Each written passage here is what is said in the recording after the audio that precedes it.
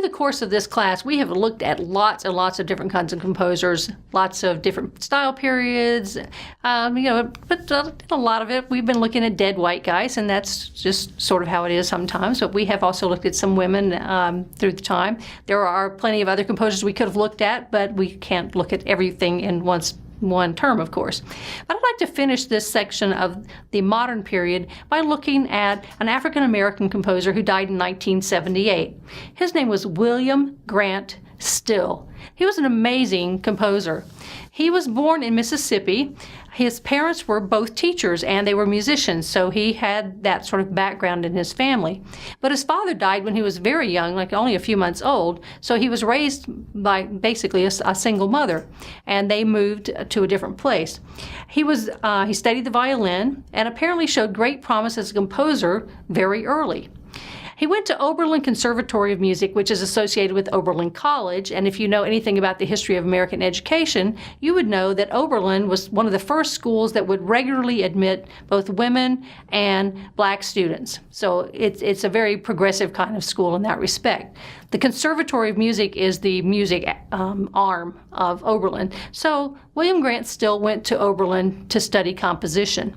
Again, he had a single parent family, and they didn't have a lot of money, but he was so talented that people who taught at the school, people who were famous composers in their own right, actually gave him the scholarships. These are scholarships that were already there. This is not like the Sam Smith music scholarship that was there. They came up with the money to support him. So he was really fortunate, and we'll assume that his talent was just so recognized that they felt they had to do this, because it happened not only at Oberlin, it happened again when he went to the New England Conservatory of Music. So you got to imagine that he was just a presence that people said, we've got to help this man to do what he needs to do. And he did a lot. In fact, his list of accomplishments is so big that I'm going to have to read it to you. I can't remember all the things that he was the first to do. He was the first African-American composer who had one of his symphonies performed by a major symphony orchestra in the United States. So he wrote a symphony, it was performed by an orchestra in the United States. He was the first to have that. He was the first African-American to conduct a major symphony in the United States. And that was in 1936, so that's pretty advanced.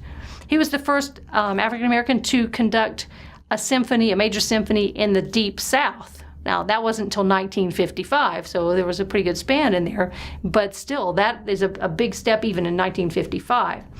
He worked for part of his career, he was a commercial musician, so he worked on radio shows, playing musicals and things, that sort of thing. And he was the first African-American to conduct a white radio orchestra. These are momentous sorts of things. He was the first to have an opera produced by a major opera company in the United States. We have another African-American composer whose predates Still, and that was Scott Joplin, whom we think of mostly as a composer of rags and piano music, who also wrote an opera.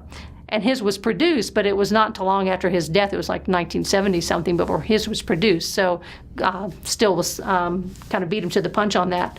Still was also the first African-American composer to have his opera performed on television, national television.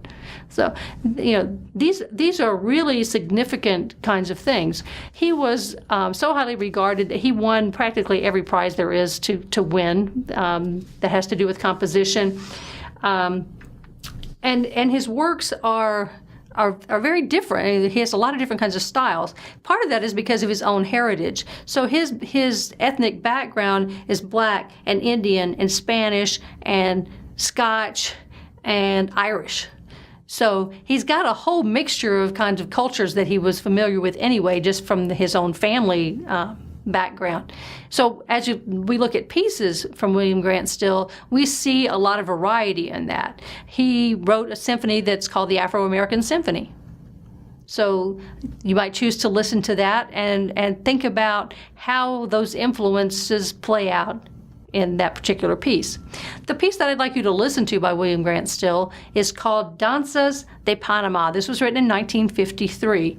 So it's like a little suite of dance type pieces of a Panamanian kind of style. So again, he's drawing from various cultures. It's a very modern kind of approach.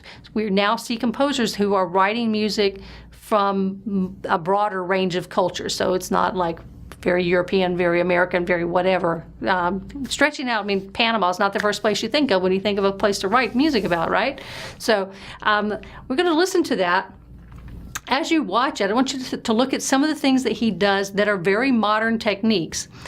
One of the things that he does is, this is for string quartet, by the way, he has them playing percussion kinds of things with their string instruments.